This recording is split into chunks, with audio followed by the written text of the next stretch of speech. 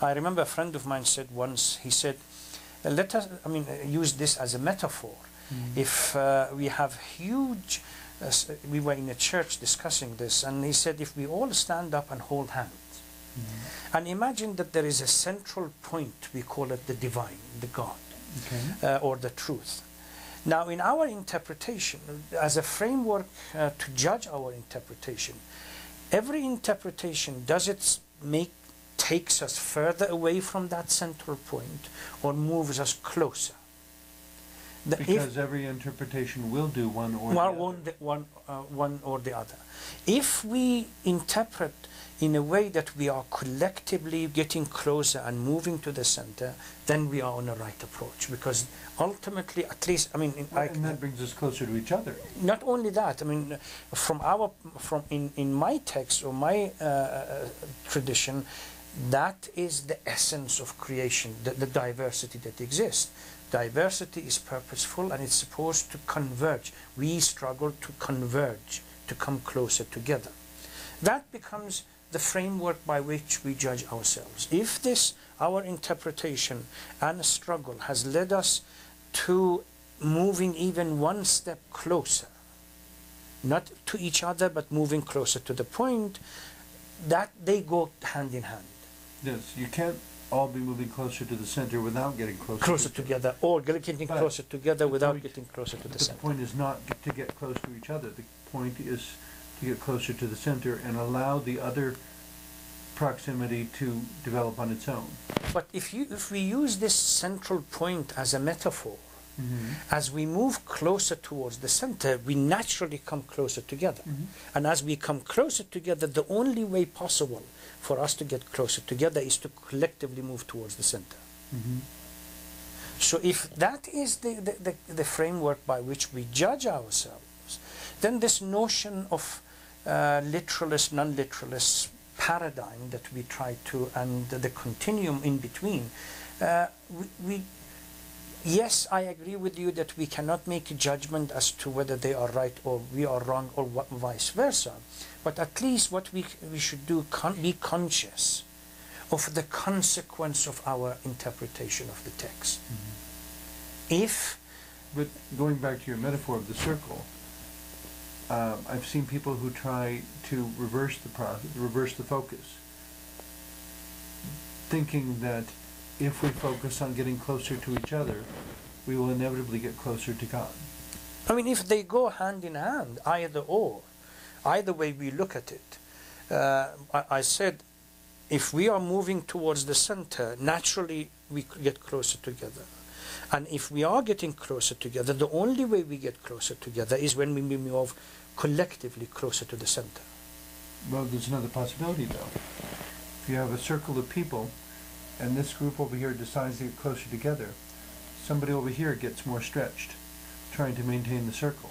Yeah, but then you are moving into an example in which there is part of the circle which is pulling out, and part You're not moving out or in from the center. Yeah. But it's like you're shifting around the circumference, creating a concentration on one side and a stretchness on the other that threatens to break the circle. Yeah, but that's not collective movement. It's not collective movement. Yeah, what I said was collectively. Yeah. And it becomes a framework by which we judge ourselves, constantly be conscious, collectively. No matter where we stand in that circle, we keep asking ourselves. And how we interpret our belief, ultimately, the criteria by which we judge ourselves, where do we position ourselves within this circle? And how do we interpret our faith vis-a-vis everybody else? Are we collectively moving or stretching? That's not harmony if one is out of place with the other. Yeah. But that's where, that if is we're what we focusing need on to drawing do. closer to the center, the unbalanced circumference doesn't happen. Exactly. That's why we have in our tradition that says that the purposeful diversity that has been created, so that all collectively we work together and make an effort to create that unity and harmony in the midst of diversity, which means a collective movement. A possibility for that might be that if two people in a particular group have a disagreement, they could both take some time in prayer to draw closer to the divine, and thereafter find themselves closer to each other, rather than trying to beat it out between the two of them. I mean, if we are humble enough to ask ourselves at the moment of disagreement, how to resolve this difference. If I ask myself, the way I behave, this behavior, is it moving closer collectively, helping this collective movement towards the center, or breaking it? Then I would immediately realize that I'm out of place. If ultimately we are supposed, according to my scripture says that diversity is purposefully created.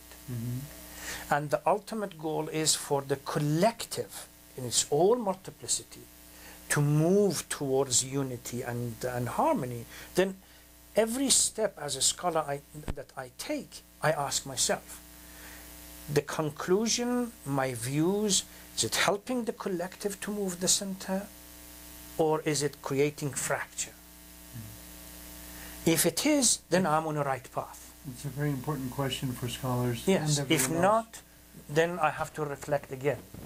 And then how do I reflect to bring myself into it? Yes, whether it is contemplation, prayer, sitting together, reading together, etc., and understanding. These are various steps that one takes.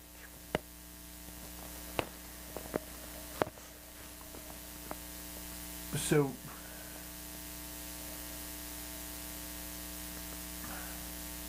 in looking at, going back to our principal subject, a non-literal interpretation, to me it's empowering because there are so many different things you can apply it to, but limiting because there's much less certainty within it. And if one feels a particularly strong need for certainty, taking a figurative approach to something would be very confusing.